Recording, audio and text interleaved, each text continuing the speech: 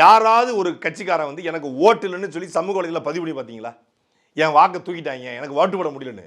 எனக்கு தெரிஞ்சு Instagram, Twitter, சமூக வலைதளம் போனாலே நான் என்னை மன்னிச்சிருங்கண்ணா, என்னால் சாப்பிடவே முடியலண்ணா, நான் ஆசையாக காலையில் காக்கி டவுசரும் சட்டையும் போட்டுட்டு போனேன்னா, ஆனால் என் ஓட்டை தூக்கிட்டாங்கண்ணா, நான் தப்பு நடந்துச்சுண்ணா, என்னை மன்னிச்சிருங்கண்ணா, சாரிண்ணா அப்படின்னு ஒரு 50 பேர் வீடியோ பார்த்துருப்பேன்.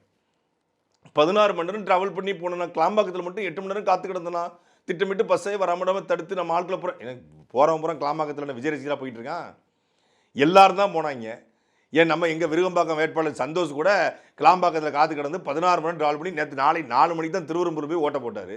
இப்போ அவரும் வந்து விஜய் ரசிகர்னு சொல்லியா, அவர் விஜய்க்கு அவர் காக்கி போட்டார். காக்கி பேண்ட்டும் சட்டையும் போட்டாலே வந்து விஜய் ரசிகராடா. இதில் போய் சொல்லியிருக்காங்க கோட்வேர்டு அக்செப்டட் அப்படின்னு போய் சொல்லியிருக்காங்க. என்னப்பா கோட்வேர்டு அக்செப்டட்? விஜய்க்கு தானே ஓட்டு போட்டீங்க, கோட்வேர்டு அக்செப்டட் அப்படின்னு இருக்காங்க. விஜய்க்கு ஓட்டு போட்டேனா? ஏய், நான் டிராஃபிக் இன்ஸ்பெக்டரா லூஸு, நான் 20 வருஷமாக இதுதான் ட்ரெஸ்ஸாக போட்டுட்ருக்கேன். டிராஃபிக் இன்ஸ்பெக்டரா சொல்கிறது அப்படின்னு இருக்காங்க. பின்னாடி பார்த்துட்டு விஜய்க்கு ஓட்டு போடுன்னு சொல்லி டிராஃபிக் இன்ஸ்பெக்டர் போய் கேட்டிருக்காங்க.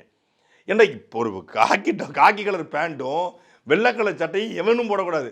அண்ணாமலையும் போட்டுட்டாப்ல. இப்போ அண்ணாமலையும் விஜயோட ஆளா, சிம்பு போட்டுட்டாப்ல, சிம்பு விஜயோட ஆளா.